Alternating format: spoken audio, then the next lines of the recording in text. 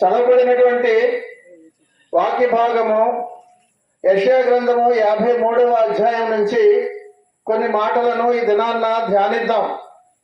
ఈ యొక్క 53వ అధ్యాయంలో మనము గమనించినట్లయితే యేసుక్రీస్తు యొక్క జీవితము, యేసుక్రీస్తు యొక్క పరిచర్యను సంపూర్ణముగా ఇందులో మనము చూస్తాము.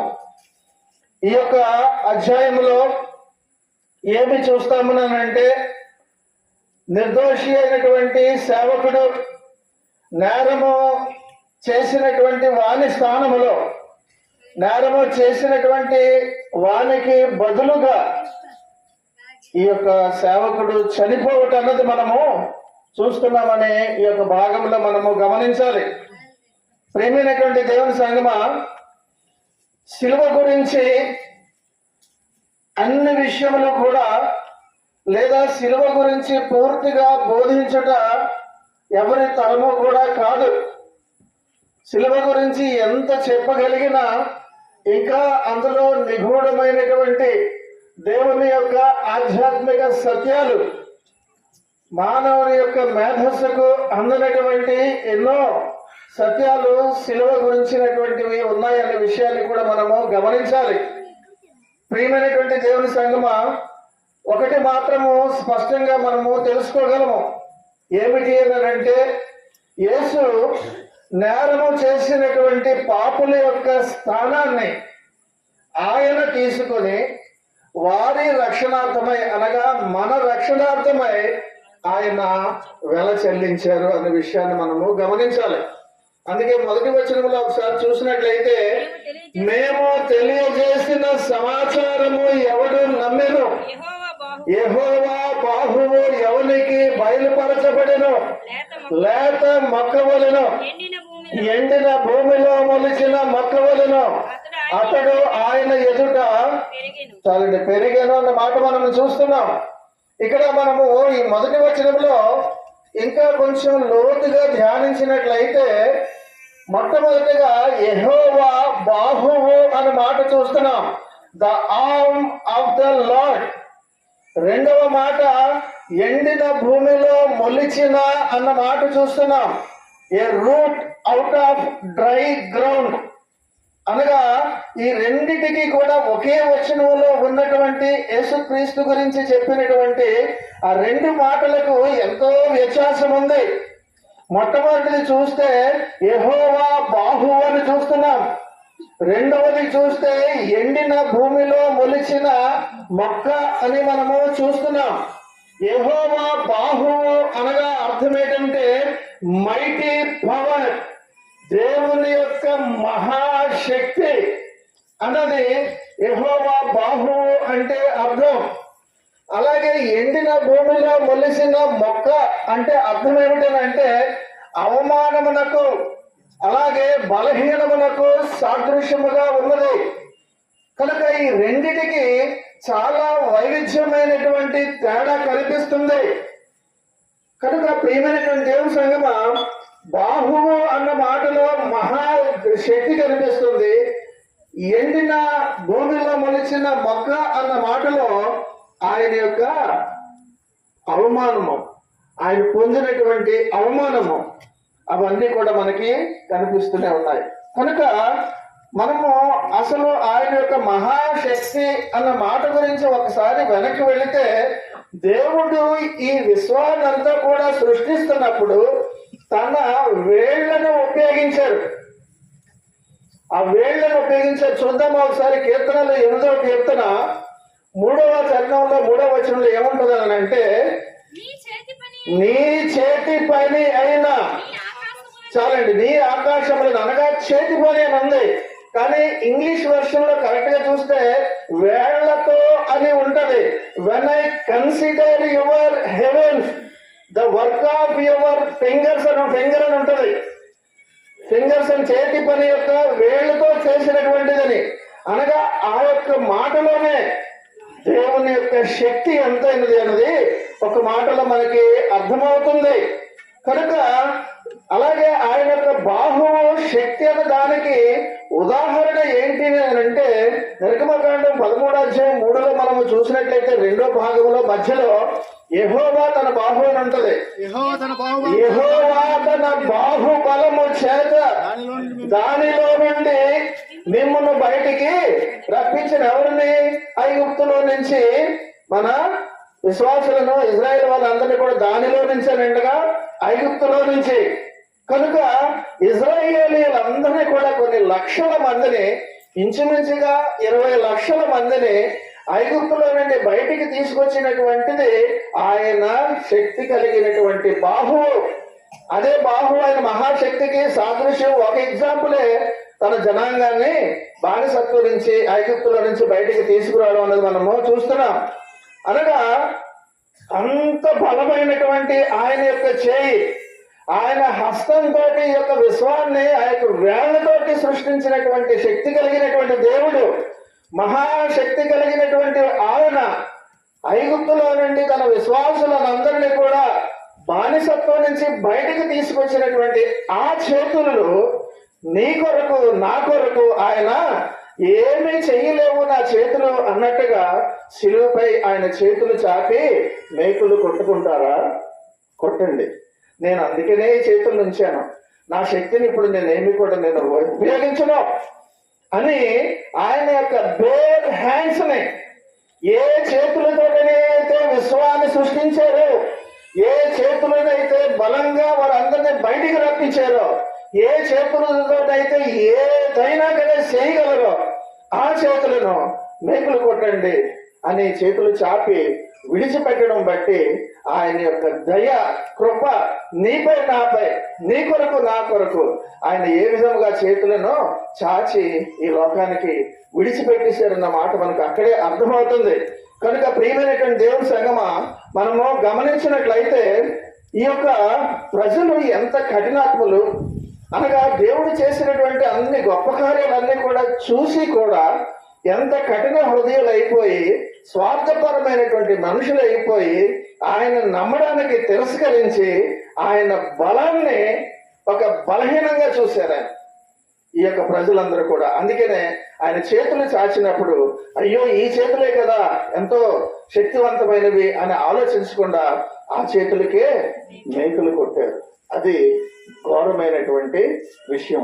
కనుక ప్రియమైనటువంటి దేవుని సంగమా, అయితే నమ్మినటువంటి వారికి, ఎవరైతే ఆ బాహువుని, ఈ చెయ్యే నన్ను రక్షిస్తుంది లేదా ఈ చెయ్యే నన్ను రక్షించింది అని ఎవరైతే అనుకుంటారో, నమ్ము ప్రతి వారికి రక్షణ కలుగు చేయుటకు అది అనగా ఆ బాహువు దేవుని శక్తి అయి ఉన్నదని రోమిలికి రాసిన పత్రికలో మనం చూస్తాం. కనుక ప్రియమైనటువంటి దేవుని సంగమా, ఈ సేవకుడు, ఈ యొక్క దీన సేవకుడు దేవుడు అయినప్పటికీ కూడా మానవునిగా వచ్చి ఆయన ఈ లోకంలో ఆయన ఎదిగారు అనే విషయాన్ని మనకి తెలియజేస్తున్నారు. కనుక ఈ లోకంలోనికి వచ్చి మానవుడిగా ఎదిగారన్న దానికి సాదృశ్యముగా యెషయా మనకి తెలియజేశాడు. 9వ అధ్యాయంలో 6వ వచనంలో మాట మనం చూద్దాం ఒకసారి. ఏలయనగా మనకు శిశువు పుట్టెను, మనకు కుమారుడు చాలండి అనుగ్రహింపబడినని చూస్తున్నాం. అనగా ఏలయనగా మనకు శిశువు పుట్టెను అనగా ఆయన యొక్క మానవత్వాన్ని తెలియజేస్తుంది. ఏలయనగా మనకు కుమారుడు అనుగ్రహింపబడెను అన్న మాటలో దైవత్వము కనిపిస్తుంది. కనుక అందుకని 2 మాటలు అక్కడ పక్కనే చూస్తాము. ఏంటి శిశువు పుట్టాడు, కుమారుడు అని 2 సార్లు చెప్తున్నారు అని అనుకోవడం కాదు. శిశువు పుట్టెను అనగా మానవత్వానికి సాదృశ్యము, కుమారుడు అనుగ్రహింపబడెను అనగా దైవత్వానికి సాదృశ్యము. కనుక ఆయన దేవుని కుమారుడై ఉండి, దైవము అయి ఉండి, మానవుడుగా శిశువుగా ఈ లోకానికి వచ్చి ఆయన బాహుబలము కలిగినటువంటి చేతులకు మేకులు కొట్టించుకున్నారు. నీ కొరకు, నా కొరకని జ్ఞాపకం వస్తుందా? ఈ మాటలు చెప్తుంటే అర్థమవుతుందా? కనుక ప్రియమైనటువంటి దేవుని సంగమా, ఇది నాన్న మనకి ఇజ్రాయేల్ యొక్క భవిష్యత్తును తెలియజేయడానికి యెషయా చెట్టును సాదృశ్యంగా చూపించాడు మనకి. యెషయా 4వ అధ్యాయం 2వ వచనం మొదటి భాగంలో చూస్తే ఆ దినమున ఉంటది. యెషయా 4:2 ఆ దినమున యెహోవా చిగురు మహిమయు చాలండి, భూషణమగును అన్న మాట చూస్తున్నాం. కాబట్టి ఆయన యేసుక్రీస్తు వచ్చేసరికి ఇజ్రాయేల్ యొక్క పరిస్థితి ఏదో చక్కగా ఒక ఇంద్రభవనంలో ఉన్నట్టు హంసతులిక తల్పం మీద నిద్రిస్తూ బెడ్ ఆఫ్ రోజెస్ లాగా లేదు. వాళ్ళ యొక్క జీవన విధానం కష్టాలు, కన్నీళ్లు, ఏడుపులు, పెడబొబ్బలు, అనారోగ్యము, కష్టం ఇవన్నీ కలగలిపి మొత్తం అంతా కూడా లోకంలో ఉన్న కష్టాలన్నీ కూడా మా దగ్గరే ఉన్నాయా అన్నట్టుగా భయంకరమైనటువంటి పరిస్థితుల్లో ఉన్నారు. యేసుక్రీస్తు వచ్చేసరికి ఇజ్రాయెల్ యొక్క పరిస్థితి అనగా ఎండిన భూమిలాగా ఉందని అర్థం. అందుకని అంటున్నాడు ఆయన, ఎండిన భూమిలాగా ఉంది. ఆయన ఒక గొప్ప వృక్షంగా రాలేదు ఆ యొక్క ఎండిన భూమిలోకి, లేత మొక్క వల్ల వచ్చారు అంటాడు. కనుక ప్రియమైనటువంటి దేవుని సంగమా, ఒక లేత మొక్క వలె బెత్లెహేములో ఒక పేదవాడిగా ఒక వడ్రంగి వాని యొక్క కొట్టులో ఆయన పెరగవలసినటువంటి పరిస్థితి వచ్చింది. కనుక ఈ దినాన్న దేవుడు చెబుతున్నారు, ఆయన మానవుడుగా దేవుడై ఉండి అలాగా తగ్గించుకొని చిన్న గ్రామంలోనూ ఎవరో కూడా పట్టించుకునేటువంటి ఊరిలో నుంచి ఆయన పుట్టి మానవుడిగా రావడం కారణం నీ కొరకు నా కొరకు అని గమనించాలి. కనుక ప్రియమైనటువంటి దేవుని సంగమా, యేసుక్రీస్తు తన మాటల వలన సూచక క్రియలు చేయడం వలన అనేక మంది జనులు అనుదినము కూడా తరలి తరలి తరలి తరలి వస్తున్నారు. రోజు ఆయన చెబుతున్నటువంటి ఉపమానాలు విన్నారు, అన్ని చూశారు, సూచక్రియలు చూశారు, అన్ని చూశారు. యేసుక్రీస్తును వారు ఎలా చూసేవారు అంటే, ఒక సేవకుడిగా నేను వచ్చాను, మీకు సేవ చేయడానికే వచ్చాను అంటే చాలా బాగా ఉన్నదని బానిసలాగా చూడడం మొదలుపెట్టారు. అనగా తగ్గించుకున్నది కొలది సేవకుడిగా తగ్గించుకుంటే అంతకన్నా ఘోరముగా బానిసగా చూసి బానిసగా ఆయన్ని చిత్రీకరించారనే విషయాన్ని కూడా మనము గమనించాలి. ఆయనను తృణీకరించారు. కనీసము మానవుడిగా కూడా, సాటి మనిషిగా కూడా పట్టించుకోలేదు. ఒక సాటి మనిషిపై చూపించేటటువంటి జాలి, కరుణ కూడా చూపించకుండా ఆయనను తృణీకరించారు. అంతేకాకుండా అవమానించినట్టుగా 30 వెండి నాణేలు ఆయన తలకు ధరగట్టారు.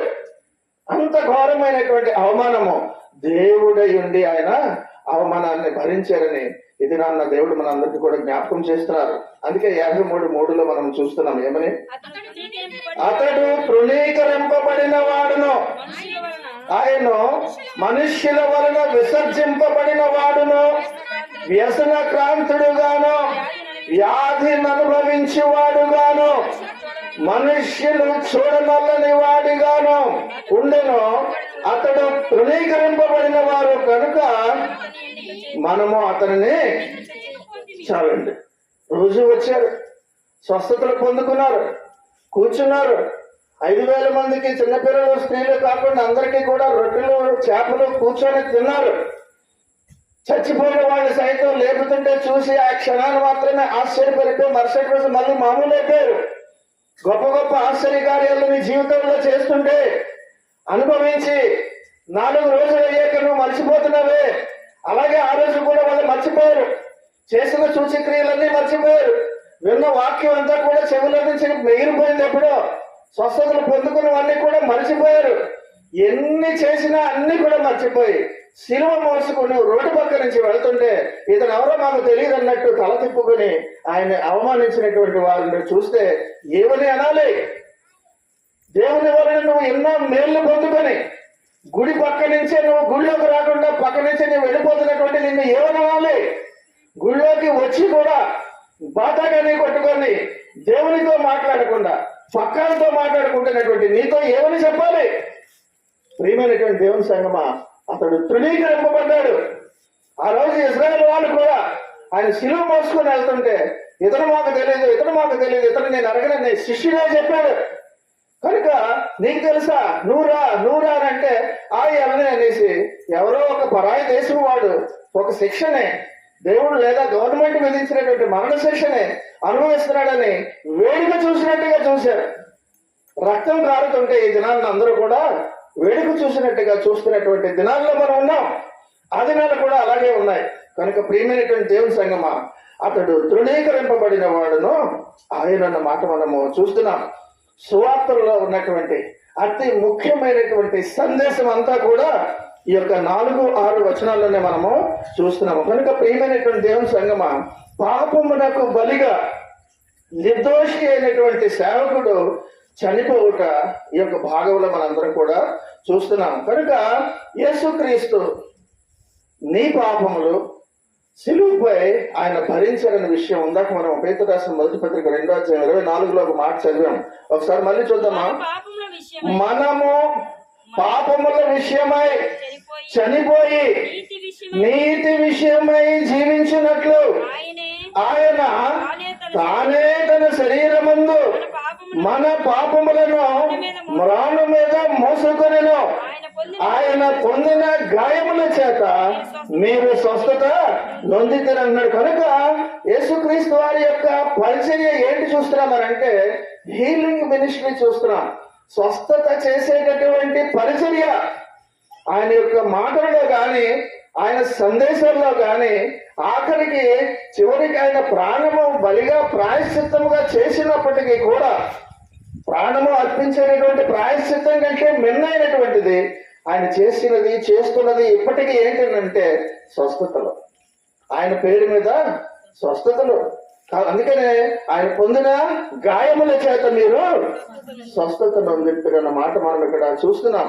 కనుక ప్రియమైనటువంటి దేవుని యొక్క సంగమా, ఈ మాటలు మనము నిశ్చయముగా అతడు మన రోగములను భరించెను అన్న ఒక్క మాటలో ఆయన యొక్క హీలింగ్ మినిస్ట్రీని చూస్తున్నాం.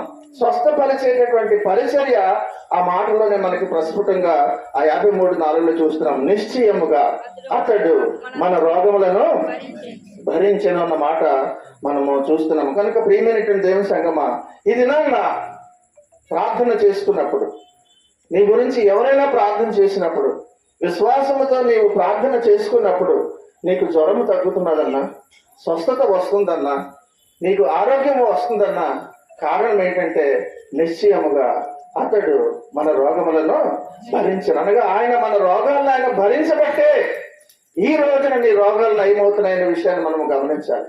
అదే కానీ ఆయన రోగాలను కానీ అన్న మాట ఎత్తకుండా భరించకుండా ఉన్నట్లయితే ఈ రోజు నీకు స్వస్థత లేదు. కనుక ఆయన యొక్క హీలింగ్ మినిస్ట్రీని ఈ యొక్క మాటలను ఆయన పరిచర్యలో మన అందరం కూడా చూస్తున్నాము. ప్రియమైనటువంటి దేవుని యొక్క సంగమా, ఈనాడు నువ్వు పొందుకున్నటువంటి ప్రతి ఆశీర్వాదం, ఒక బండి నువ్వు కొనుక్కోగలిగేవన్నా, మంచి వస్త్రము కొనుక్కోగలిగేవన్నా, నీ కుమారులు కుమార్తెలు చక్కగా మంచి ఉద్యోగాలు చేయగలుగుతున్నారన్నా, ఏ ఆశీర్వాదం పొందుకుంటున్నావన్నా కారణము ఆయన పొందిన శిలువ శ్రమే. ఆ శిలువ శ్రమ వలనే నువ్వు ఈ దినాన్న సమస్తం పొందుకుంటున్నావు. కానీ నా కష్టాతీతమే అని నువ్వు అనుకోకు. బహుశా నాకు తెలిసినట్టు ఒకప్పుడు ఈ ప్రాంతం ఎలా ఉండేది, ఈనాడు ఈ ప్రాంతము ఎంత చక్కగా అలంకరించుకోగలుగుతున్నారు.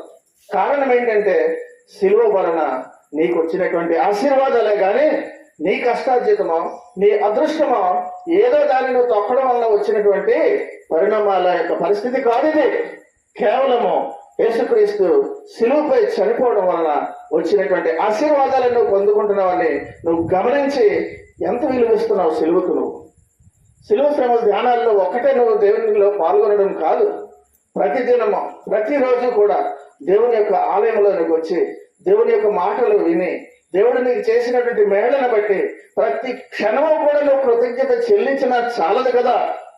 కనుక ప్రియమైనటువంటి దేవుని సంగమా, ఇది నాన్న ప్రతి విశ్వాసి స్వస్థత పొందుకోవడానికి హక్కుదారుడు కూడా అయ్యేది ఇది నాన్న కేవలం నువ్వు విశ్వాసిగా అవ్వడం బట్టేని ఇది నాన్న దేవుడు తెలియజేస్తున్నారు. కనుక ఆయన పొందినటువంటి గాయముల చేత స్వస్థత వస్తుందన్న మాట ప్రవచనము ఆయన మినిస్ట్రీ చేసిన పరిచయం చేస్తున్నప్పుడు కూడా నెరవేరింది కదా. ఎంతమందిని ఆయన బాగు చేయలేదు, ఎంతమందికి స్వస్థత ఆయన ఇవ్వలేదు అనగా నెరవేరింది కదా. యెషయా చెప్పినట్టుగా నిశ్చయముగా అతడు మన రోగములను భరించిన మాట యేసుక్రీస్తు స్వస్థతలు చేశారు కదా. ఎన్నోసార్లు మనం ఇక్కడ మన ఉపమానాల్లో కానీ రియల్ గా కానీ ఆయన చేసిన సూచక్రియలన్నీ కూడా మనం చూసాం కదా. గుడ్డి వాళ్ళకి కన్నులు ఇచ్చారు, కాళ్ళు చేతులు ఇలాగ ఆఖరికి చచ్చిపోయిన వారిని సైతం ఆయన వాడి మీద చేయి వేసిన వెంటనే లేచినటువంటి దాఖలాలు మన అందరం కూడా చూస్తున్నాం కదా. మన జీవితాల్లో మన కుటుంబాల్లో కూడా ఎన్ని అద్భుత కార్యాలు జరుగుతున్నాయని మనం అందరం కూడా గమనించాలి. ఆయన పొందిన దెబ్బల చేత మనకి స్వస్థత కలుగుతున్నదని అంటే అర్థం అదే. నీకు ఈ దినం స్వస్థత రావాలనే ఆయన ఆ రోజు గాయపడడానికి ఇష్టపడ్డారనే విషయాన్ని మనము గమనించాలి. ప్రియమైనటువంటి దేవుని సంగమా, ఈ 4 నుంచి 6 వరకు ఉన్నటువంటి మాటల్లో జాగ్రత్తగా గమనిస్తే మన రోగములను ఉంటది, మన వ్యసనములను ఉంటది, మన అతిక్రమలను ఉంటది, మన దోషములను ఉంటది, మన సమాధానం అర్థమై ఉంటుంది. మనమందరము కూడా గొర్రెల వలె త్రోవ తప్పితమని ఉంటది. అనగా మన మన మన అని ఉంటది, కానీ నా నా నా గురించి ఆయన అనలేదే.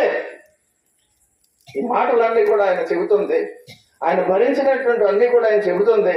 మన రోగాలకి, మన వ్యసనాలకి, మన అతిక్రమాలకి, మన దోషాలను బట్టి మన సమాధానార్థమై ఇవన్నీ మన మన అన్న మాటలన్నీ నీకు అర్థమవ్వాలి కదా. ఈ పాటికి ప్రియమైనటువంటి దేవుని సంగమా, ఇక్కడ అన్ని మనల్ని చూస్తున్న దాన్ని బట్టి మనం గమనించింది ఏంటంటే ఆయన మన కొరకే చనిపోయాడని అర్థం.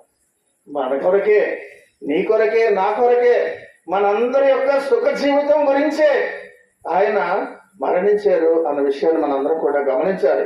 ప్రియమైనటువంటి దేవుని సంగమా, ఆయన గాయపరచబడ్డారు అనగా బల్లెముతో గుచ్చారు, చేతులకు మేకులు కొట్టారు. మేకులతోటి అనగా ప్రక్కలో కూడా ఇంకా ప్రాణం ఉందా లేదో చూడడానికి మామూలుగా ఇలా తట్టి లేపలేదు, స్టెథోస్కోప్ పెట్టి చూడలేదు ప్రాణం ఉందా లేదా అని. బల్లెముతోటి పొడిచి చూశారు. ఒకవేళ నిజంగా అప్పుడు ప్రాణం ఉంటే అది ఆలోచించారు. ప్రియమైనటువంటి దేవుని సంగమా, బ్రతికున్నాడో లేదా అని పొడిచి చూశారు. అదే మనం అక్కడ కీర్తనలు 22లో ఆ ప్రవచనం నెరవేర్పు చూస్తున్నాం. 16వ వచనంలో 2వ భాగంలో కీర్తన 22-16 మధ్యలో చూద్దామా. వారు నా చేతులను చాలండి, నా పాదములను పొడిచి ఉన్నారన్న మాట మనం అక్కడ చూస్తున్నాము. యూదా తాలూకా సంస్కృతిలో, యూదా తాలూకా పద్ధతులలో పనిష్మెంట్ ఇవ్వడం అన్నది కేవలం రాళ్ళతో కొట్టడం ఒకటే ఉంది. అదే క్యాపిటల్ పనిష్మెంట్ ఆ దినాల్లో. కానీ యేసుక్రీస్తు వరకు శిలువ శ్రమ లేదా శిలువ శిక్షణ ఇవ్వడం రోమిలకు సంబంధించినటువంటి వాళ్ళ యొక్క శిక్షా విధానం అది. కానీ యూదా పద్ధతిలో కేవలము ఆ క్యాపిటల్ పనిష్మెంట్, హైయెస్ట్ పనిష్మెంట్ ఉరి శిక్ష ఎలాంటిదో రాళ్లతో కొట్టి చంపడమే. ఇంకా బాగా వాళ్ళని అవమానపరచాలంటే చచ్చిన శవాల్ని అలాగే వదిలేయడం. అనగా అయ్యో శవాలను ఎక్కడన్నా వేసేయండి అని, లేదా నాకు కప్పెట్టేయండి అని అంటాం. రోడ్డు మీద మనం ఏ శవాన్ని చూసినా కేవలం ఏంటి, అయ్యో పాపం రోడ్డు మీద అలా వదిలేసారేంటి అని ఎవడో శవాన్ని చూసి మనం అలాగైతే అనుకుంటాము. అలాగా అవమానపరచడానికి మహా అయితే వాళ్ళు విడిచిపెట్టేసేవారు శవాన్ని. కానీ యేసుక్రీస్తుకి వేసింది శిలువ శిక్ష. ఆయనకు వేసింది శిలువ శిక్ష అన్నమాట మనం చూస్తున్నాం. కారణం ఏంటంటే యూదా శిక్షలో లేనటువంటిది. అనగా ఈయనని ఇంకా ఎంత చిత్రహింస పెట్టాలి, ఇంకా ఎంత బాధించాలి, ఎంత బాధిస్తే మన కక్ష తీరుతుంది అన్నట్టుగా ఆయనకి ఇచ్చినటువంటిది ఆ యొక్క శిలువ శ్రమ. అందుకే 53:6 అంటాడు, యెహోవా మనందరి దోషమును త్రోవ తప్పితమే, మనందరి దోషమును ఎవరంటే మోపారు? యెహోవా. యెహోవా మనందరి దోషమును అతని మీద, అంటే ఈ లోకములో ఉన్నటువంటి మనందరి యొక్క దోషాన్ని ఆయన మీద నొప్పారు. అంటే ఆయన ఏమి నేరం చేశారా? చేయలేదు. కనుక ప్రియమైన దేవుని సంగమా, నేరము చేయని నీవు ఈ ఘోర పాపి కొరకు భారమైన సిలువ మోయలే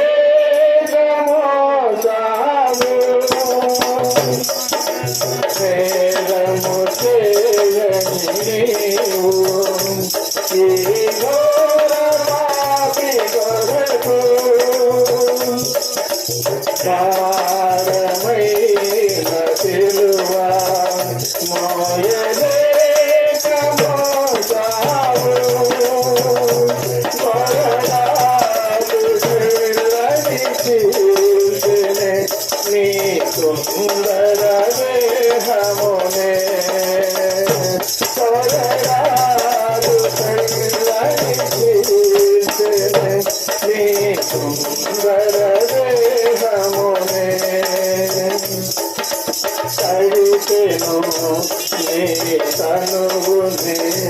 రుధిరంబు సాగలే వెలియైన యేసయ్యా బలియైన యేసయ్యా దినువెల్ల నలిగితివా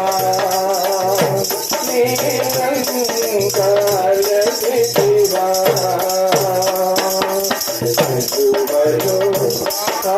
సిలువలో ఆఘోర కల్వరిలో కురువలా వేలాడిన యేసయ్యా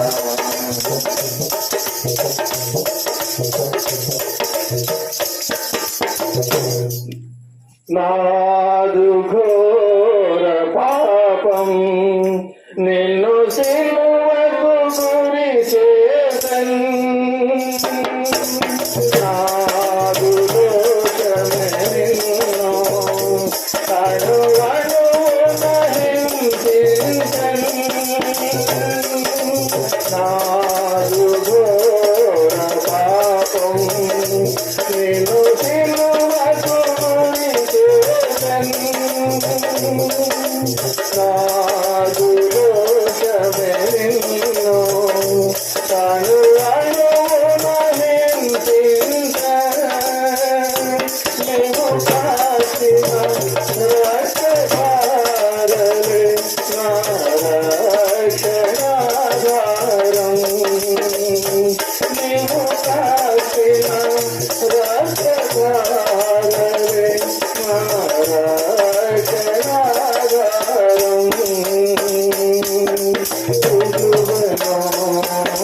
చేరదను తిరిగిన హృదయముతో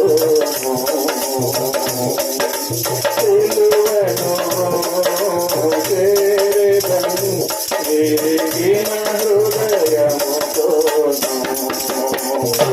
వెలియైన యేసయ్యా బలియైన యేసయ్యా నిలువెల్ల నలిగితివా నీనందువలసితివా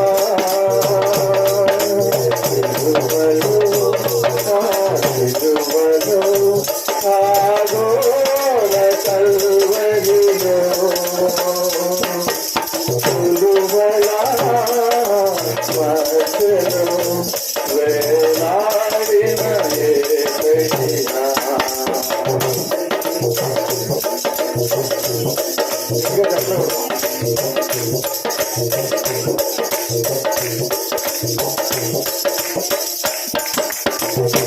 వధకు శీఘ్రమైన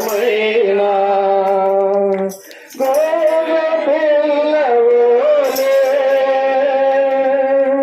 మోమున ఉన్నేయా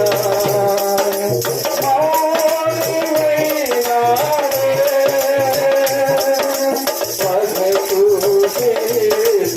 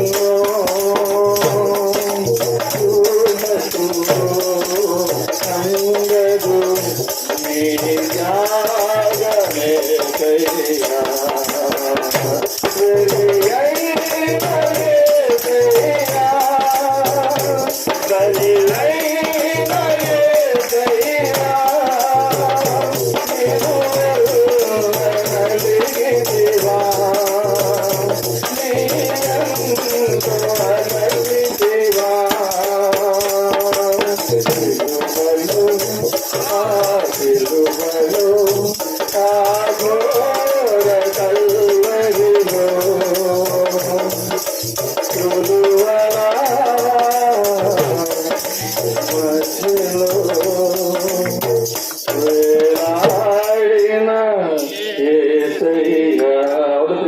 దేవుని సంగమా, యెహోవా మనందరి దోషాలను ఆయనపై వేయడం బట్టి ఆయన దూషిస్తున్నా సరే, ఉమ్మి వేస్తున్నా సరే, చెంపలు వెంట్రుకలు పట్టుకొని పెరుగుతున్నా సరే, ఆయన మౌని అయిపోయి బొచ్చు కత్తిరించి వాని ఎదుట గొర్రె పిల్ల గొర్రె మౌనముగా ఏ విధముగా ఉంటుందో ఆ విధముగా ఆయన ఉండిపోవడానికి కారణం ఏంటంటే నీవు పరలోకానికి రావాలని, నీవు నేను నిత్య జీవం పొందుకోవాలని ఆయన చేసినటువంటి త్యాగాన్ని మనం జ్ఞాపకం చేసుకున్నప్పుడు నీ గుండె కరిగి నీరు అవ్వటం లేదా?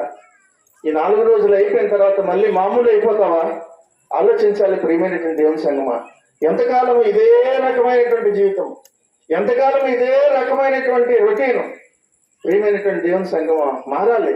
ఒక దినము కాకపోతే ఒక దినము, ఒక దినము కాకపోతే ఒక దినము మారకపోతే నువ్వు నరకానికి వెళ్తావని ఎందుకు ఇన్నిసార్లు చెప్పడం జరుగుతుందనంటే గమనించాలి. నిత్య జీవంలోనికి నువ్వు వెళ్ళాలనంటే కనీసం ఈ దినాన్నైనా సరే నువ్వు దేవుని యొక్క మాట వినాలనే దేవుడి దినాన్ని మన అందరికీ కూడా జ్ఞాపకం చేస్తున్నావు. పాపము ఏమవుతుంది అంటే నువ్వు రోజు రోజుకి నీలోను, నీ మనసులో, నీ శరీరంలో అది పెరిగి పెరిగి భారం పెరిగిపోతుంది. పాపము మనిషిలో రోజు రోజుకి కూడా భారం పెరిగిపోతుంటది. కీర్తనలు 38వ కీర్తనలో 4లో ఒక మాటలు మనం చూద్దాం ఒకసారి. నా దోషములు నా తల మీదుగా పొర్లిపోయినవి, నేను మోయలేని బరువులే అవి నా మీద. చాలండి. పాపము నిన్ను ఏం చేస్తుందంటే నువ్వు పశ్చాత్తాప పడకుండా ఉన్నంత వరకు కూడా నీలో రోజు రోజుకి భారం పెరిగిపోతుంటది, కృంగిపోయేలాగా చేస్తుంటది. నీలో ఉన్నటువంటి ఆ భారము తొలగాలంటే నువ్వు దేవుని దగ్గరికి రావాలి. ఆ కాలంలో అయితే అహరోను ఏం చేసేవాడనంటే సంవత్సరానికి ఒకసారి లేవికాండ 16 మాటలన్నీ చూస్తాము. అహరోను వచ్చి ఒక మేకపిల్ల మీద తన యొక్క 2 చేతులు ఉంచి వారందరి యొక్క పాపములన్నిటిని కూడా ఆ యొక్క మేకపిల్ల మీదకి ట్రాన్స్ఫర్ చేసి దాని మీదకి పంపించి దానిని అరణ్యంలో విడిచిపెట్టడమో బలి ఇవ్వడమో జరుగుతుండేది. ప్రతి వారు కూడా వారి పాపాలు పోవడానికి ఒక గొర్రె పిల్లను దేని మీదకు చెయ్యి వేస్తే నా పాపాలన్నీ కూడా వాటికి నేను చనిపోవడానికి బదులుగా ఇదిగో ఈ గొర్రె పిల్ల చనిపోతుంది, దాని మీదకి పాపాలు పెడుతున్నానని అలాగ చేసేటటువంటి దానికి బదులుగా లోకమందరి యొక్క పాపాలన్నీ కూడా పోవడానికి యేసుక్రీస్తు వారు ఒక్కసారే బలయ్యి మనందరి పాపముల నిమిత్తము ఆయన సిలువపై మరణించారనే విషయాన్ని మనందరం కూడా ఎదురాన్న గమనించాలి ప్రియమైనటువంటి దేవుని సంగమా. అలాగే యేసుక్రీస్తు వారు మనందరి యొక్క పాపములు, లోక పాపములంతటిని కూడా అనగా దోషాలన్నిటిని కూడా మనందరి అతిక్రమాలన్నిటిని కూడా ఆయనపై వేసుకున్నారు. పాపము భారమే కాదు, ఒక తీవ్రమైనటువంటి అనారోగ్యం లాంటిది పాపము. ఆ పాపము నీకు ఉన్నంత వరకు కూడా అదొక అనారోగ్యంలో అనగా ఒక దీర్ఘకాలమైనటువంటి రోగంతో సమానం. ఆ యొక్క రోగం పోవాలనంటే ఆ పాపం నువ్వు విడిచిపెట్టినప్పుడు నీకు పశ్చాత్తాపం అనేటటువంటి ట్రీట్మెంట్ ద్వారా నువ్వు ఎప్పుడైతే దేవుని దగ్గరికి వస్తావో ఆ పాప భారం తొలుగుతుంది అంటాడు. అనగా నీలో పాపం అన్నది భారం ఉన్నంత వరకు కూడా నీ యొక్క రోగం ఎలా ఉంటుందని అంటే యెషయా గ్రంథంలోనే 1వ అధ్యాయంలో 6వ వచనంలో ఒకసారి చూద్దామా. 1:6లో మనం చూసినట్లయితే అరకాలు మొదలుకొని తల వరకు స్వస్థత కొంచెమైనను లేదు, ఎక్కడ చూసినను గాయములు, దెబ్బలు, పచ్చి పుండ్లు అవి పిండపడలేదు, తైలముతో మెత్తన చేయబడలేదు. చాలండి. కనుక ప్రియమైనటువంటి దేవుని సంగమా, ఈ దినాన్న పాపము వలన అనారోగ్యం అనగా తీవ్రమైనటువంటి అనారోగ్యం ఇప్పుడు చెప్పుకోబడినది ఎలాగుందో నీ పరిస్థితి అలాగే ఉంది. ఆ స్వస్థతను పొందుకోవాలని అంటే యేసుక్రీస్తుని నువ్వు అంగీకరించి నీ పాపాలని విడిచిపెట్టాలనే దినాన్న దేవుడు తెలియజేస్తున్నాడు. కాబట్టి నీ ప్రతి పాపం నుండి కూడా నీకు విడుదల ఎప్పుడు వస్తుందనంటే యేసుక్రీస్తునందు విశ్వాసం ఉంచినట్లయితే. ఈ దినాన్న మనందరికీ చెబుతున్నటువంటి శుభవార్త ఏమిటిందనంటే ఎంతవరకు కూడా నువ్వు చేసినటువంటి పాపాలన్నిటికీ ఏ ఏ దోషాలైతే నువ్వు చేసావో వాటన్నిటికీ కూడా నాకు ఎలాగండి ప్రాయశ్చిత్తమో, నాలో భారము నేను తొలగించుకోవాలని దీనికి నన్ను ఏం చేయమంటారు అని అంటే నువ్వేమీ చేయవసరం లేదు. నీకు బదులుగా యేసుక్రీస్తు ఆయన సిలువపై ఆ యొక్క వెల చెల్లించేశారు కనుక నీ పాపానికి నా పాపానికి బదులుగా ఆయన ప్రాణాన్ని బలి చేశాను కనుక ఇంక నువ్వేమీ కూడా చేయవలసినటువంటి అవసరం లేదు. మరి ఏం చేయాలంటే, దేవా నువ్వు చేసిన ఆ యొక్క స్వస్థత కార్యాలన్నీ కూడా, శిలువ కార్యాలంతటినీ కూడా నేను నమ్ముతున్నానని ఎప్పుడైతే అంటావో, ఇమీడియట్ గా నీ మీదకి వచ్చినటువంటిది ఆ యొక్క గొప్ప కరుణ కృపగల హస్తం ఏంటంటే, నీకు కూడా ఇంక ఏ వెలా చెల్లించవలసిన లేనటువంటి గుంపులోనికి నిన్ను మార్చేస్తాడు. అనగా నువ్వు విశ్వాసం అయితే ఆయన దగ్గర నీ పాపాలు ఒప్పుకొని పశ్చాత్తాపడితే ఇక నీవు చేసిన పాపాలకి ఏ వెలా చెల్లించవసరం లేదు, ఆయనే ముందుగా చెల్లించేశారు కనుక నువ్వు ఒప్పుకున్నట్లయితే ఆ గుంపులోనికి వస్తావు. ఒప్పుకోకుండా ఉన్నట్లయితే ఎలా ప్రకారంగా అదే జీవితంలో ఉంటావు, చివరికి నరకానికి వెళ్ళవలసినటువంటి పరిస్థితి వస్తుంది. ప్రియమైనటువంటి దేవుని సంగమం కనుక ఈ దినాన్న 53వ లాస్ట్ లో ముగించుకుందాం. మనం చదువుకునే 53వ అధ్యాయంలో 5వ వచనాన్ని ఒకసారి చూద్దామా. మన అతిక్రమ క్రియలను బట్టి అతడు గాయపరచబడెను, మన దోషములను బట్టి నలుగగొట్టబడెను, మన సమాధానార్థమైన శిక్ష అతని మీద పడెను, అతడు పొందిన దెబ్బల చేత మనకు స్వస్థత కలుగుతుంది. అందుకే చెప్తున్నారు ఆ మాట. 9లో ఒకసారి చూద్దామా. అతడు మరణమైనప్పుడు 8వ వచనం చూద్దాం. అన్యాయపు తీర్పు నొందిన వాడే అతడు కొనిపోబడెను, అతడు నా జనుల అతిక్రమను బట్టి మొత్తపడెను కదా, సజీవుల భూమిలో నుండి అతడు కొట్టివేయబడెను, అయినను అతని తరం వారిలో ఈ సంగతి ఆలోచించిన వారు ఎవరని ఈ మాటలు మనం అందరం కూడా చూస్తున్నాం. కనుక ప్రియమైనటువంటి దేవుని సంగమా, మనము గమనించినట్లయితే చివరిగా ఎఫెసీలో 2:3 ఒక మాట చూస్తాం. ఎఫెసీ 2:3 ఏం చూస్తామంటే,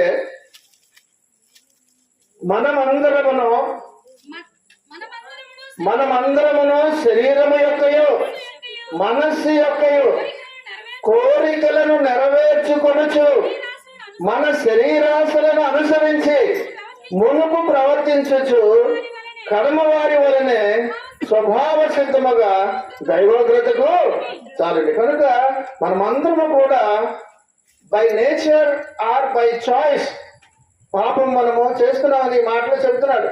కనుక వాటి అన్నిటి నుంచి కూడా నువ్వు విడిచిపెట్టి ఎప్పుడైతే యేసుక్రీస్తు దగ్గరికి వస్తావో ఆయన అంటున్నారు, ఇక నువ్వేమి కూడా వెల చెల్లించవసరం లేదు, నేనే నీకు బదులుగా నేను నా ప్రాణాన్ని పెట్టాను, నా రక్తాన్ని దారిపోసాను, కనుక ఇక నీకు విడుదల అంటున్నారు.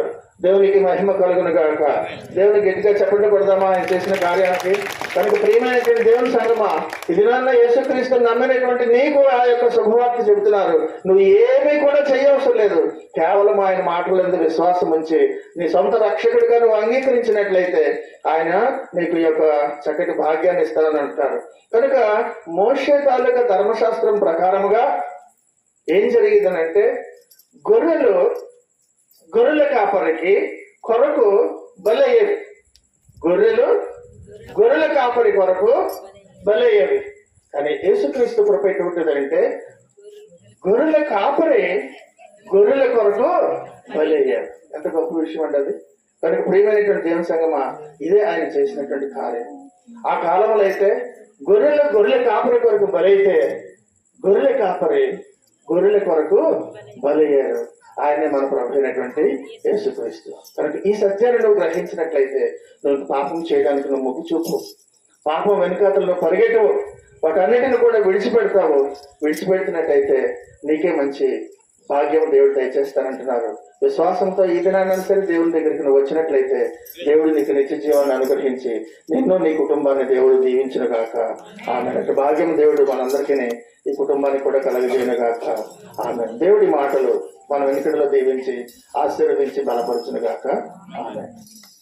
ఆమె చదవబడినటువంటి వాక్య భాగము యెషయా గ్రంథము 53వ అధ్యాయం నుంచి కొన్ని మాటలను ఈ దినాన్న ధ్యానిద్దాం. ఈ యొక్క 53వ అధ్యాయంలో మనము గమనించినట్లయితే యేసుక్రీస్తు యొక్క జీవితము, యేసుక్రీస్తు యొక్క పరిచర్యను సంపూర్ణముగా ఇందులో మనము చూస్తాము. ఈ యొక్క అధ్యాయంలో ఏమి చూస్తామనంటే, నిర్దోషి అయినటువంటి సేవకుడు నేరము చేసినటువంటి వాని స్థానములో, నేరము చేసినటువంటి వానికి బదులుగా ఈ యొక్క సేవకుడు చనిపోవటం అన్నది మనము చూస్తున్నామని ఈ యొక్క భాగంలో మనము గమనించాలి. ప్రేమైనటువంటి దేవుని సంగమా, శిలువ గురించి అన్ని విషయములు కూడా లేదా శిలువ గురించి పూర్తిగా బోధించుట ఎవరి తరము కూడా కాదు. శిలువ గురించి ఎంత చెప్పగలిగినా ఇంకా అందులో నిగూఢమైనటువంటి దేవుని యొక్క ఆధ్యాత్మిక సత్యాలు, మానవుని యొక్క మేధస్సుకు అందనటువంటి ఎన్నో సత్యాలు శిలువ గురించినటువంటివి ఉన్నాయనే విషయాన్ని కూడా మనము గమనించాలి. ప్రియమైనటువంటి దేవుని సంగమా, ఒకటి మాత్రము స్పష్టంగా మనము తెలుసుకోగలము. ఏమిటి అంటే, యేసు నేరము చేసినటువంటి పాపుల యొక్క స్థానాన్ని ఆయన తీసుకొని వారి రక్షణార్థమై అనగా మన రక్షణార్థమై ఆయన వెల చెల్లించారు అనే విషయాన్ని మనము గమనించాలి.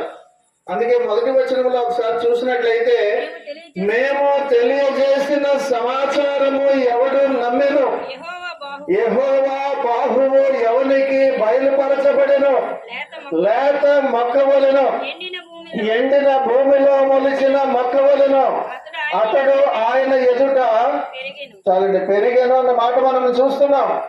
ఇక్కడ మనము ఈ మొదటి వచనంలో ఇంకా కొంచెం లోతుగా ధ్యానించినట్లయితే, మొట్టమొదటిగా యెహోవా బాహువు అన్న మాట చూస్తున్నాం, the arm of the Lord. రెండవ మాట ఎండిన భూమిలో మొలిచిన అన్న మాట చూస్తున్నాం, a root out of dry ground. అనగా ఈ రెండిటికి కూడా ఒకే వచనంలో ఉన్నటువంటి యేసుక్రీస్తు గురించి చెప్పినటువంటి ఆ రెండు మాటలకు ఎంతో వ్యత్యాసం ఉంది. మొట్టమొదటిది చూస్తే యెహోవా బాహువు అని చూస్తున్నాం. రెండవది చూస్తే ఎండిన భూమిలో మొలిచిన మొక్క అని మనము చూస్తున్నాం. యెహోవా బాహువు అనగా అర్థం ఏంటంటే మైటీ పవర్, దేవుని యొక్క మహాశక్తి అన్నది యెహోవా బాహువు అంటే అర్థం. అలాగే ఎండిన భూమిలో మొలిసిన మొక్క అంటే అర్థం ఏమిటంటే అవమానమునకు అలాగే బలహీనమునకు సాదృశ్యముగా ఉన్నది. కనుక ఈ రెండిటికి చాలా వైవిధ్యమైనటువంటి తేడా కనిపిస్తుంది. కనుక ప్రియమైనటువంటి దేవుని సంగమా, బాహువు అన్న మాటలో మహాశక్తి కనిపిస్తుంది. ఎండిన భూమిలో మొలిచిన మొక్క అన్న మాటలో ఆయన యొక్క అవమానము, ఆయన పొందినటువంటి అవమానము, అవన్నీ కూడా మనకి కనిపిస్తూనే ఉన్నాయి. కనుక మనము అసలు ఆయన యొక్క మహాశక్తి అన్న మాట గురించి ఒకసారి వెనక్కి వెళితే, దేవుడు ఈ విశ్వాన్నంతా కూడా సృష్టిస్తున్నప్పుడు తన వేళ్లను ఉపయోగించారు. ఆ వేళ్లను ఉపయోగించారు. చూద్దామా ఒకసారి కీర్తనలు 8వ కీర్తన 3వ చరణంలో 3వ వచనంలో ఏముంటుంది అని అంటే, నీ చేతి పని అయినా చాలండి, నీ ఆకాశములను అనగా చేతి పని అని ఉంది. కానీ ఇంగ్లీష్ వర్షన్ లో కరెక్ట్ గా చూస్తే వేళ్లతో అని ఉంటది. When I consider your heavens the work of your fingers అని ఫింగర్ అని ఉంటది. ఫింగర్స్ అని చేతి పని యొక్క వేళ్లతో చేసినటువంటిదని అనగా ఆ యొక్క మాటలోనే దేవుని యొక్క శక్తి ఎంతైనది అన్నది ఒక మాటలో మనకి అర్థమవుతుంది. కనుక అలాగే ఆయన యొక్క బాహువు శక్తి అన్న దానికి ఉదాహరణ ఏంటి అని అంటే, నిర్గమకాండం 13వ అధ్యాయం 3లో మనము చూసినట్లయితే 2వ భాగంలో మధ్యలో యెహోవా తన బాహు అని ఉంటది. యెహోవా తన బాహు బలము చేత దానిలో నుండి మిమ్మును బయటికి రప్పించిన ఎవరిని? ఐగుప్తులో నుంచి మన విశ్వాసులను ఇజ్రాయేల్ వాళ్ళందరినీ కూడా దానిలో నుంచి నిండగా ఐగుప్తులో నుంచి. కనుక ఇజ్రాయేలీలందరినీ కూడా కొన్ని లక్షల మందిని, ఇంచుమించుగా 20 లక్షల మందిని ఐగుప్తులో నుండి బయటికి తీసుకొచ్చినటువంటిది ఆయన శక్తి కలిగినటువంటి బాహువు. అదే బాహువు ఆయన మహాశక్తికి సాదృశ్యం. ఒక ఎగ్జాంపులే తన జనాంగాన్ని బానిసత్వం నుంచి ఐగుప్తులో నుంచి బయటికి తీసుకురావడం అనేది మనము చూస్తున్నాం. అనగా అంత బలమైనటువంటి ఆయన యొక్క చేయి, ఆయన హస్తంతో ఈ యొక్క విశ్వాన్ని ఆ యొక్క వేళ్లతోటి సృష్టించినటువంటి శక్తి కలిగినటువంటి దేవుడు, మహాశక్తి కలిగినటువంటి ఆయన ఐగుప్తులో నుండి తన విశ్వాసులందరినీ కూడా బానిసత్వం నుంచి బయటికి తీసుకొచ్చినటువంటి ఆ చేతులు నీ కొరకు నా కొరకు ఆయన ఏమీ చెయ్యలేవు నా చేతులు అన్నట్టుగా శిలువపై ఆయన చేతులు చాపి మేకులు కొట్టుకుంటారా? కొట్టండి, నేను అందుకనే ఈ చేతులు ఉంచాను, నా శక్తిని ఇప్పుడు నేనేమి కూడా నేను ఉపయోగించను అని ఆయన యొక్క బేర్ హ్యాండ్స్ ని, ఏ చేతులతోటనైతే విశ్వాన్ని సృష్టించారో, ఏ చేతులనైతే బలంగా వారందరినీ బయటికి రప్పించారో, ఏ చేతులతోటైతే ఏదైనా కదా చేయగలరో ఆ చేతులను మేకులు కొట్టండి అని చేతులు చాపి విడిచిపెట్టడం బట్టి ఆయన యొక్క దయ కృప నీపై నాపై, నీ కొరకు నా కొరకు ఆయన ఏ విధముగా చేతులను చాచి ఈ లోకానికి విడిచిపెట్టేశారన్న మాట మనకు అక్కడే అర్థమవుతుంది. కనుక ప్రియమైనటువంటి దేవుని సంగమా, మనము గమనించినట్లయితే ఈ యొక్క ప్రజలు ఎంత కఠినాత్ములు అనగా దేవుడు చేసినటువంటి అన్ని గొప్ప కార్యాలన్నీ కూడా చూసి కూడా ఎంత కఠిన హృదయాలు అయిపోయి, స్వార్థపరమైనటువంటి మనుషులు అయిపోయి ఆయన నమ్మడానికి తిరస్కరించి ఆయన బలాన్ని ఒక బలహీనంగా చూశారు ఈ యొక్క ప్రజలందరూ కూడా. అందుకనే ఆయన చేతులు చాచినప్పుడు అయ్యో ఈ చేతులే కదా ఎంతో శక్తివంతమైనవి అని ఆలోచించకుండా ఆ చేతులకే మేకులు కొట్టారు. అది ఘోరమైనటువంటి విషయం. కనుక ప్రియమైనటువంటి దేవుని సంగమా, అయితే నమ్మినటువంటి వారికి, ఎవరైతే ఆ బాహువుని ఈ చెయ్యే నన్ను రక్షిస్తుంది లేదా ఈ చెయ్యే నన్ను రక్షించింది అని ఎవరైతే అనుకుంటారో, నమ్ము ప్రతి వారికి రక్షణ కలుగు చేయుటకు అది అనగా ఆ బాహువు దేవుని శక్తి అయి ఉన్నదని రోమిలికి రాసిన పత్రికలో మనం చూస్తాం. కనుక ప్రియమైనటువంటి దేవుని సంగమా, ఈ సేవకుడు, ఈ యొక్క దీన సేవకుడు దేవుడు అయినప్పటికీ కూడా మానవునిగా వచ్చి ఆయన ఈ లోకంలో ఆయన ఎదిగారు అనే విషయాన్ని మనకి తెలియజేస్తున్నారు. కనుక ఈ లోకంలోనికి వచ్చి మానవుడిగా ఎదిగారన్న దానికి సాదృశ్యముగా యెషయా మనకి తెలియజేసాడు. 9వ అధ్యాయంలో 6వ వచనంలో మాట మనం చూద్దాం ఒకసారి. ఏలయనగా మనకు శిశువు పుట్టెను, మనకు కుమారుడు చాలండి అనుగ్రహింపబడినని చూస్తున్నాం. అనగా ఏలయనగా మనకు శిశువు పుట్టెను అనగా ఆయన యొక్క మానవత్వాన్ని తెలియజేస్తుంది. ఏలయనగా మనకు కుమారుడు అనుగ్రహింపబడెను అన్న మాటలో దైవత్వము కనిపిస్తుంది. కనుక అందుకని రెండు మాటలు అక్కడ పక్కనే చూస్తాము. ఏంటి శిశువు పుట్టాడు కుమారుడు అని రెండుసార్లు చెప్తున్నారు అని అనుకోవడం కాదు. శిశువు పుట్టెను అనగా మానవత్వానికి సాదృశ్యము, కుమారుడు అనుగ్రహింపబడెను అనగా దైవత్వానికి సాదృశ్యము. కనుక ఆయన దేవుని కుమారుడై ఉండి, దైవము అయి ఉండి, మానవుడుగా శిశువుగా ఈ లోకానికి వచ్చి ఆయన బాహుబలము కలిగినటువంటి చేతులకు మేకులు కొట్టించుకున్నారు. నీ కొరకు నా కొరకని జ్ఞాపకం వస్తుందా? ఈ మాటలు చెప్తుంటే అర్థమవుతుందా? కనుక ప్రియమైనటువంటి దేవుని సంగమా, ఇది నాన్న మనకి ఇజ్రాయేల్ యొక్క భవిష్యత్తును తెలియజేయడానికి యెషయా చెట్టును సాదృశ్యంగా చూపించాడు మనకి. యెషయా 4వ అధ్యాయం 2వ వచనం మొదటి భాగంలో చూస్తే ఆ దినమున ఉంటది. యెషయా 4:2 ఆ దినమున యెహోవా చిగురు మహిమయు చాలండి భూషణమగున మాట చూస్తున్నాం. కాబట్టి ఆయన యేసుక్రీస్తు వచ్చేసరికి ఇజ్రాయేల్ యొక్క పరిస్థితి ఏదో చక్కగా ఒక ఇంద్రభవనంలో ఉన్నట్టు హంసతూలిక తల్పం మీద నిద్రిస్తూ బెడ్ ఆఫ్ రోజెస్ లాగా లేదు. వాళ్ళ యొక్క జీవన విధానం కష్టాలు, కన్నీళ్లు, ఏడుపులు, పెడబొబ్బలు, అనారోగ్యము, కష్టాలు ఇవన్నీ కలగలిపి మొత్తం అంతా కూడా లోకంలో ఉన్న కష్టాలన్నీ కూడా మా దగ్గరే ఉన్నాయా అన్నట్టుగా భయంకరమైనటువంటి పరిస్థితుల్లో ఉన్నారు. యేసుక్రీస్తు వచ్చేసరికి ఇజ్రాయేల్ యొక్క పరిస్థితి అనగా ఎండిన భూమిలాగా ఉందని అర్థం. అందుకని అంటున్నాడు ఆయన ఎండిన భూమిలాగా ఉంది. ఆయన ఒక గొప్ప వృక్షంగా రాలేదు, ఆ యొక్క ఎండిన భూమిలోకి లేత మొక్క వల్లే వచ్చారు అంటాడు. కనుక ప్రియమైనటువంటి దేవుని సంగమా, ఒక లేత మొక్క వలె బెత్లెహేములో ఒక పేదవాడిగా, ఒక వడ్రంగి వాని యొక్క కొట్టులో ఆయన పెరగవలసినటువంటి పరిస్థితి వచ్చింది.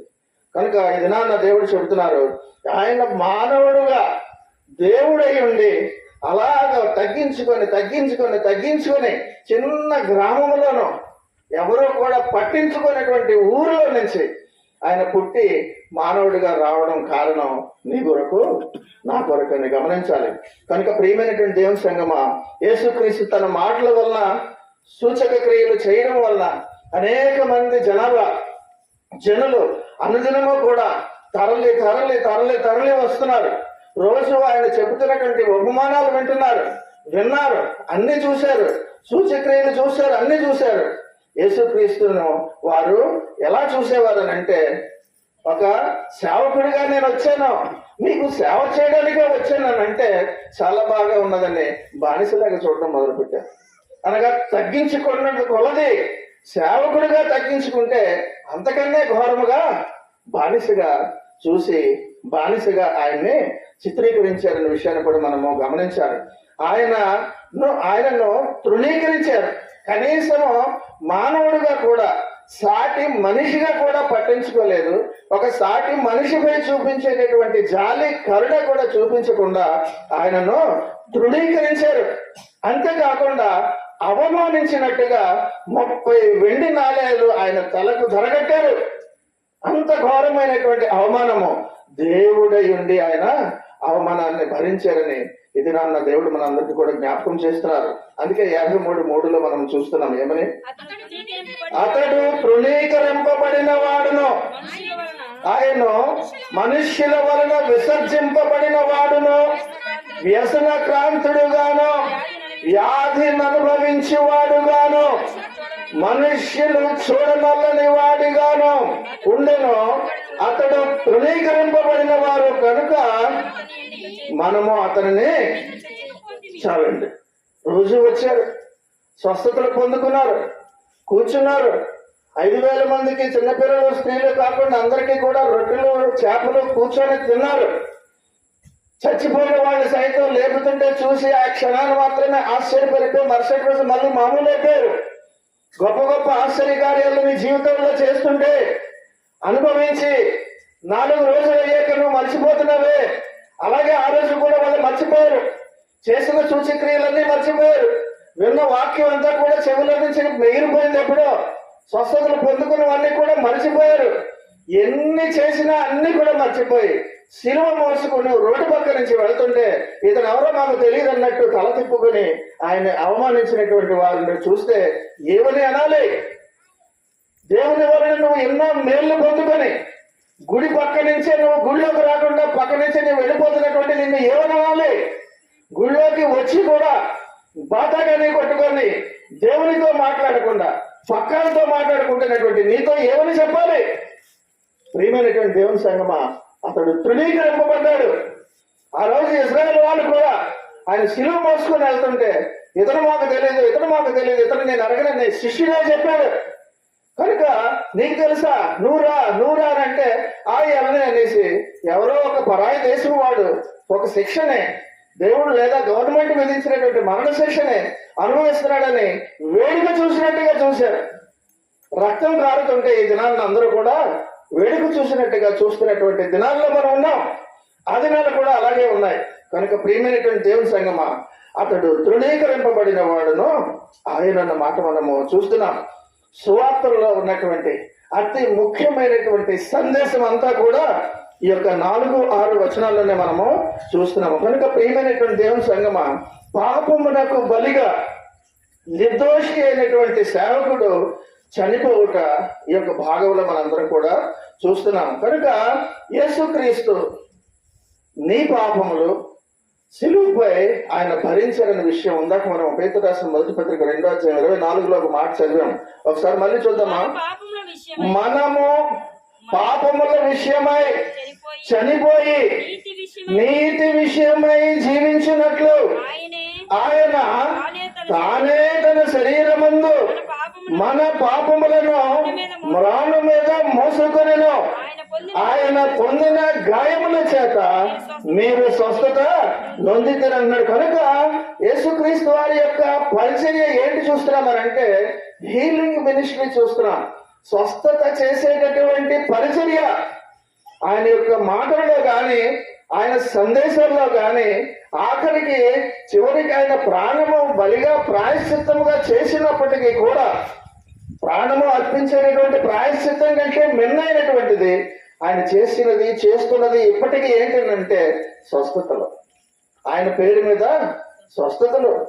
అందుకనే ఆయన పొందిన గాయముల చేత మీరు స్వస్థత నొందింపురన్న మాట మనం ఇక్కడ చూస్తున్నాం. కనుక ప్రియమైనటువంటి దేవుని యొక్క సంగమా, ఈ మాటలు మనము నిశ్చయముగా అతడు మన రోగములను భరించెను అన్న ఒక్క మాటలో ఆయన యొక్క హీలింగ్ మినిస్ట్రీని చూస్తున్నాం. స్వస్థపరిచేటటువంటి పరిచర్య ఆ మాటలోనే మనకి ప్రస్ఫుటంగా ఆ 53:4 చూస్తున్నాం. నిశ్చయముగా అతడు మన రోగములను భరించెను అన్న మాట మనము చూస్తున్నాం. కనుక ప్రియమైనటువంటి దేవుని సంగమా, ఇది నా ప్రార్థన చేసుకున్నప్పుడు, నీ గురించి ఎవరైనా ప్రార్థన చేసినప్పుడు, విశ్వాసముతో నీవు ప్రార్థన చేసుకున్నప్పుడు నీకు జ్వరము తగ్గుతున్నదన్నా, స్వస్థత వస్తుందన్నా, నీకు ఆరోగ్యము వస్తుందన్నా కారణం ఏంటంటే నిశ్చయముగా అతడు మన రోగములను భరించను. అనగా ఆయన మన రోగాలను ఆయన భరించబట్టే ఈ రోజున నీ రోగాలు నయమవుతున్నాయనే విషయాన్ని మనం గమనించాలి.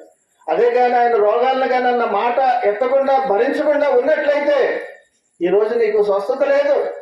కనుక ఆయన యొక్క హీలింగ్ మినిస్ట్రీని ఈ యొక్క మాటలను ఆయన పరిచర్యలో మన అందరం కూడా చూస్తున్నాము. ప్రియమైనటువంటి దేవుని యొక్క సంగమా, ఈనాడు నువ్వు పొందుకున్నటువంటి ప్రతి ఆశీర్వాదం, ఒక బండి నువ్వు కొనుక్కోగలిగేవన్నా, మంచి వస్త్రము కొనుక్కోగలిగేవన్నా, నీ కుమారులు కుమార్తెలు చక్కగా మంచి ఉద్యోగాలు చేయగలుగుతున్నారన్నా, ఏ ఆశీర్వాదం పొందుకుంటున్నావన్నా కారణము ఆయన పొందిన శిలువ శ్రమే.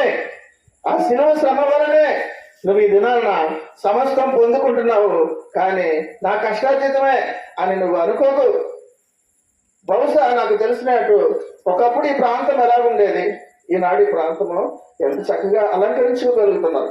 కారణం ఏంటంటే శిలువ వలన నీకు వచ్చినటువంటి ఆశీర్వాదాలే కానీ నీ కష్టార్జితమో నీ అదృష్టమో ఏదో దాన్ని నువ్వు తొక్కడం వలన వచ్చినటువంటి పరిణామాల యొక్క పరిస్థితి కాదు. ఇది కేవలము యేసుక్రీస్తు శిలువపై చనిపోవడం వలన వచ్చినటువంటి ఆశీర్వాదాలను నువ్వు పొందుకుంటున్నావని నువ్వు గమనించి ఎంత విలువిస్తున్నావు శిలువకు. నువ్వు శిలువ శ్రమ ధ్యానాల్లో ఒక్కటే నువ్వు దేవునిలో పాల్గొనడం కాదు, ప్రతిదినము ప్రతిరోజు కూడా దేవుని యొక్క ఆలయంలోనికి వచ్చి దేవుని యొక్క మాటలు విని దేవుడు నీకు చేసినటువంటి మేళను బట్టి ప్రతి క్షణము కూడా నువ్వు కృతజ్ఞత చెల్లించినా చాలదు కదా.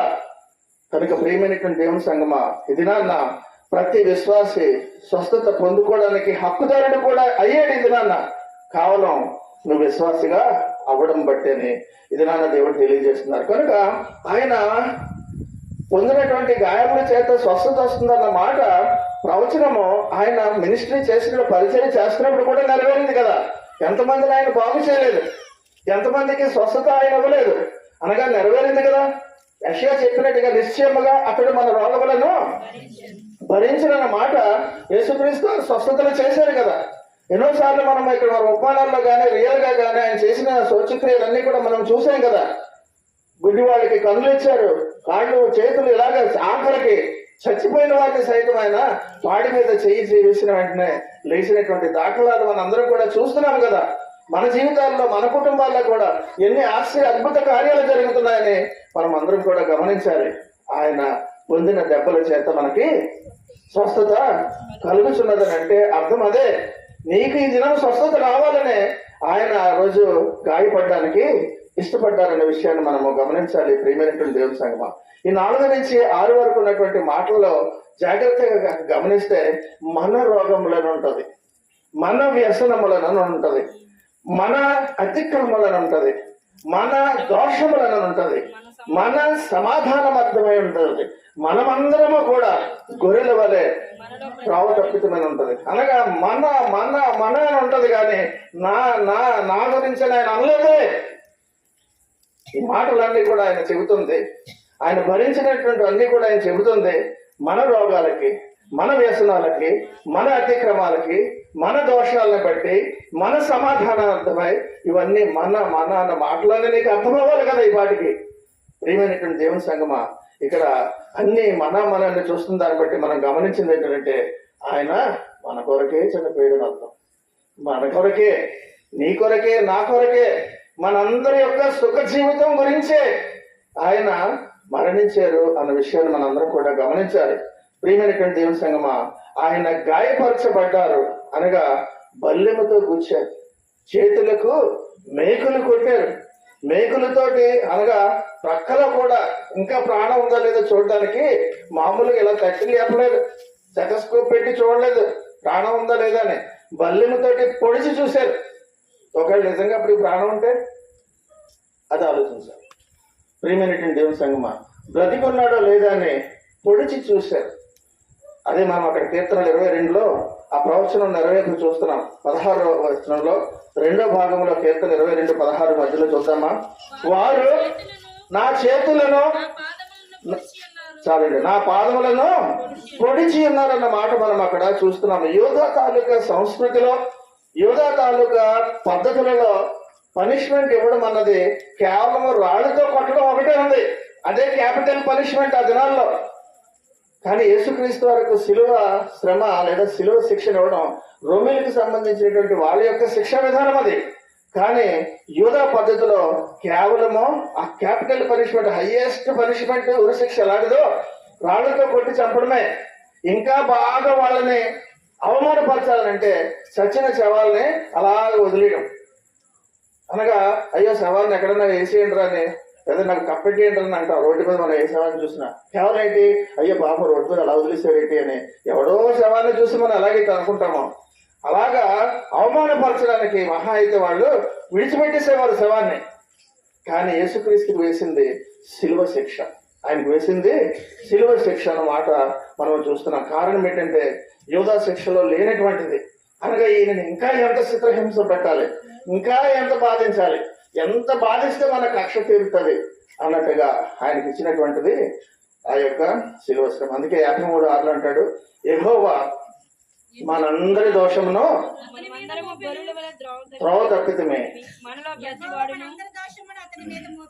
మనందరి దోషమును. ఎవరండి మోపారు? యెహోవా. యెహోవా మనందరి దోషమును అతని మీద, అంటే ఈ లోకంలో ఉన్నటువంటి మనందరి యొక్క దోషాన్ని ఆయన మీద నొప్పారు. అంటే ఆయన ఏమి నేరం చేశారా? చేయలేదు. కనుక ప్రియమైన దేవుని సంగమా, నేరము చేయని నీవు ఈ ఘోర పాపి కొరకు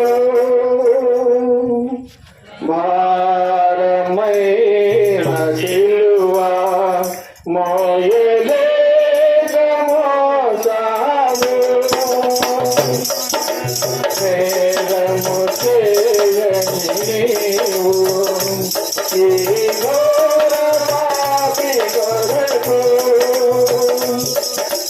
భారమైన సిలువ మోయలేక మోసావు, కొరడాలు పిల్లని చీల్చినే నీ సుందర దేహమునే, కొరడాలు పిల్లని చీల్చినే నీ సుందర దేహమునే,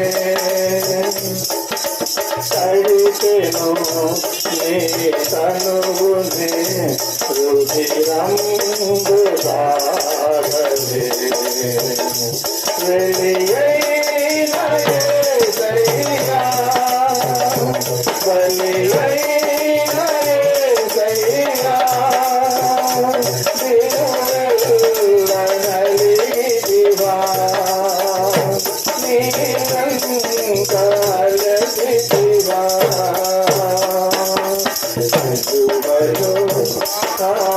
సిలువలో ఆఘోర కల్వరిలో కురువలా మధ్యలో వేలాడిన యేసయ్యా,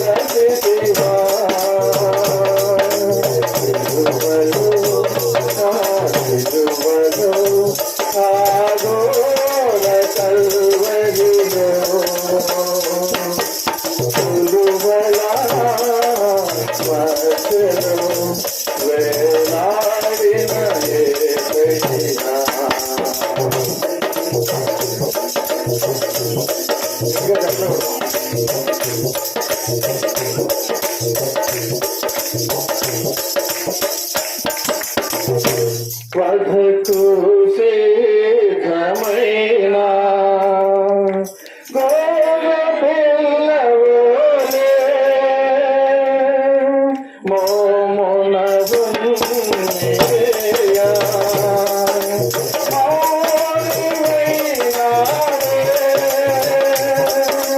వధకు సిద్ధమైన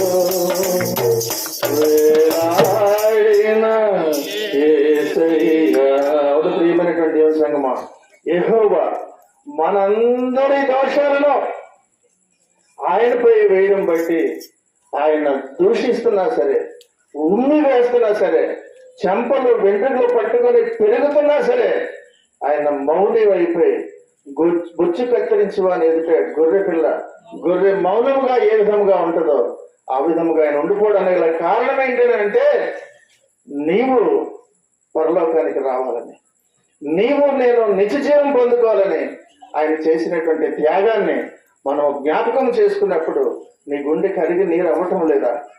ఈ 4 రోజులు అయిపోయిన తర్వాత మళ్ళీ మామూలు అయిపోతావా?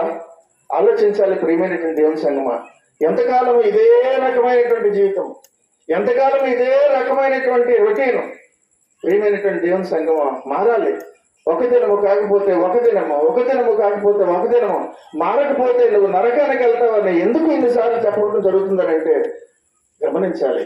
నిత్య జీవంలోనికి నువ్వు వెళ్ళాలనంటే కనీసం ఈ దినానైనా సరే నువ్వు దేవుని యొక్క మాట వినాలనే దేవుడి దినాన్ని మన అందరికీ కూడా జ్ఞాపకం చేస్తున్నావు. పాపము ఏమవుతుంది అంటే నువ్వు రోజు రోజుకి నీలోను, నీ మనసులో, నీ శరీరంలో అది పెరిగి పెరిగి భారం పెరిగిపోతుంది. పాపము మనిషిలో రోజు రోజుకి కూడా భారం పెరిగిపోతుంటది. కీర్తనలు 38వ కీర్తనలో 4లో ఒక మాటలు మనం చూద్దాం ఒకసారి. నా దోషములు నా తల మీదుగా పొర్లిపోయినవి, నేను మోయలేని బరువులే అవి నా మీద. చాలండి.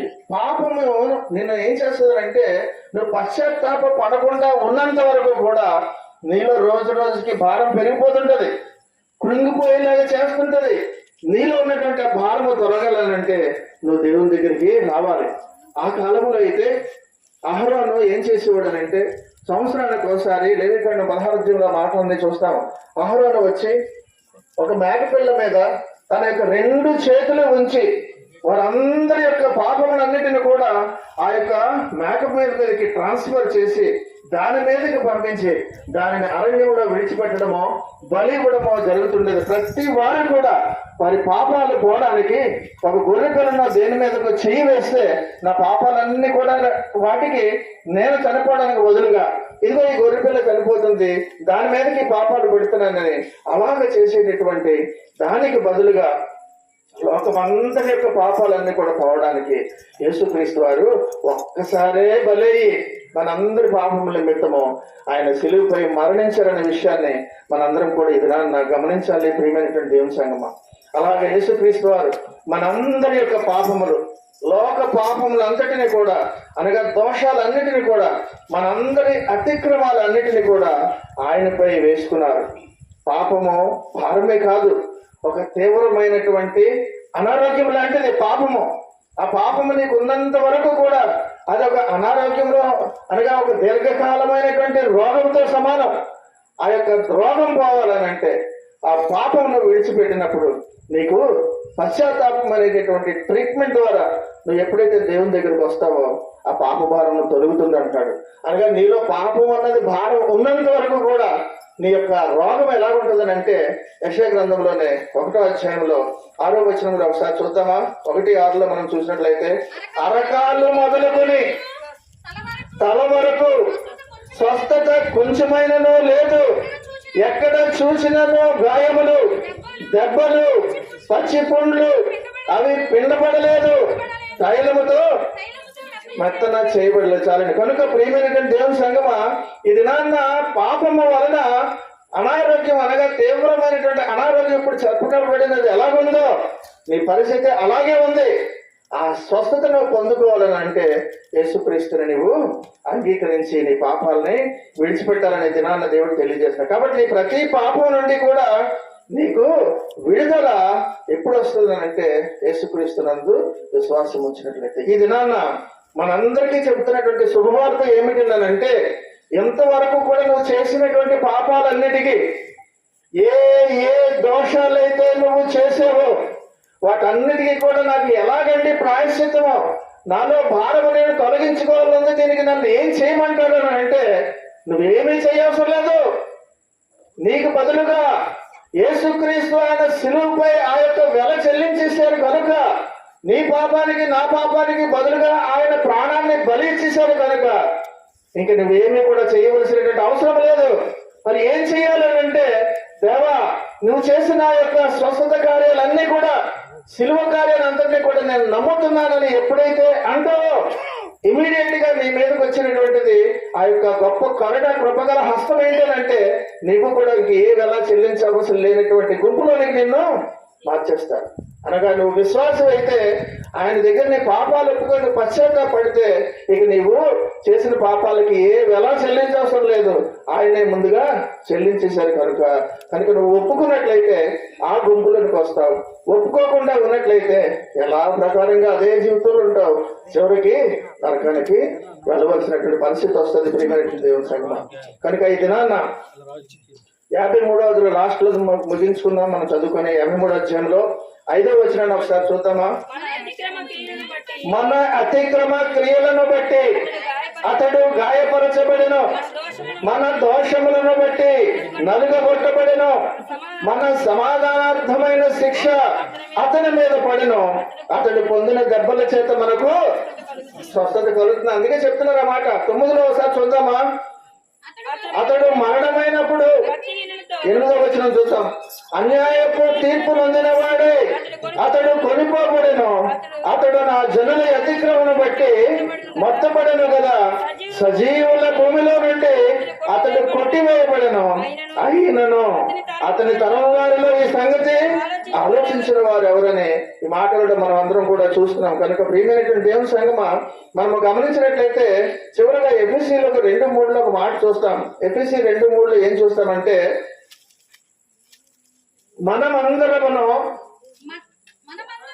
మనమందరమును శరీరము యొక్కయు మనస్సు యొక్కయు కోరికలను నెరవేర్చుకొనుచు మన శరీరాశలను అనుసరించి మునుపు ప్రవర్తించుచు కర్మవారి వలనే స్వభావ సిద్ధముగా దైవోగ్రతకు చాలండి. కనుక మనమందరము కూడా by nature or by choice పాపం మనము చేస్తున్నామని ఈ మాటలు చెబుతున్నాడు. కనుక వాటి అన్నిటి నుంచి కూడా నువ్వు విడిచిపెట్టి ఎప్పుడైతే యేసుక్రీస్తు దగ్గరికి వస్తావో ఆయన అంటున్నారు, ఇక నువ్వేమి కూడా వెల చెల్లించవసరం లేదు. నేనే నీకు బదులుగా నేను నా ప్రాణాన్ని పెట్టాను, నా రక్తాన్ని దారిపోసాను, కనుక ఇక నీకు విడుదల అంటున్నారు. దేవునికి మహిమ కలుగును గాక. దేవునికి గట్టిగా చెప్పండి కొడదామా ఆయన చేసిన కార్యానికి. కనుక ప్రియమైనటువంటి దేవుని సంగమా, ఇది నాన్న యేసుక్రీస్తుని నమ్మినటువంటి నీకు ఆ యొక్క శుభవార్త చెబుతున్నారు. నువ్వు ఏమీ కూడా చేయవసరం లేదు. కేవలం ఆయన మాటలందు విశ్వాసం ఉంచి నీ సొంత రక్షకుడిగా నువ్వు అంగీకరించినట్లయితే ఆయన నీకు ఈ యొక్క చక్కటి భాగ్యాన్ని ఇస్తానని అంటారు. కనుక మోషే తాలూకా ధర్మశాస్త్రం ప్రకారముగా ఏం జరిగిందనంటే, గొర్రెల కాపరికి కొరకు బలయ్యేవి. గొర్రెల కాపరి కొరకు బలయ్యేవి. కానీ యేసుక్రీస్తు కృప ఎటువంటిదంటే, గొర్రెల కాపరి గొర్రెల కొరకు బలయ్యారు. ఎంత గొప్ప విషయం అండి అది. కనుక ప్రియమైనటువంటి దేవుని సంగమా, ఇదే ఆయన చేసినటువంటి కార్యం. ఆ కాలంలో అయితే గొర్రెల కాపరి కొరకు బలైతే గొర్రెల కాపరి గొర్రెల కొరకు బలయ్యారు. ఆయనే మన ప్రభు అయినటువంటి యేసుక్రీస్తు. కనుక ఈ సత్యాన్ని నువ్వు గ్రహించినట్లయితే నువ్వు పాపం చేయడానికి నువ్వు మొగ్గు చూపు, పాపం వెనుకాతలు నువ్వు పరిగెట్టవు, వాటన్నిటిని కూడా విడిచిపెడతావు. విడిచిపెడుతున్నట్టయితే నీకే మంచి భాగ్యం దేవుడు దయచేస్తానంటున్నారు. విశ్వాసంతో ఈ దినాన్ని సరే దేవుని దగ్గరికి నువ్వు వచ్చినట్లయితే దేవుడు నీకు నిత్య జీవాన్ని అనుగ్రహించి నిన్ను నీ కుటుంబాన్ని దేవుడు దీవించును గాక. ఆమె భాగ్యం దేవుడు మనందరికీ ఈ కుటుంబానికి కూడా కలగజేయను గాక. ఆమె దేవుడి మాటలు మన వెనుకడిలో దీవించి ఆశీర్వదించి బలపరచును గాక. ఆమె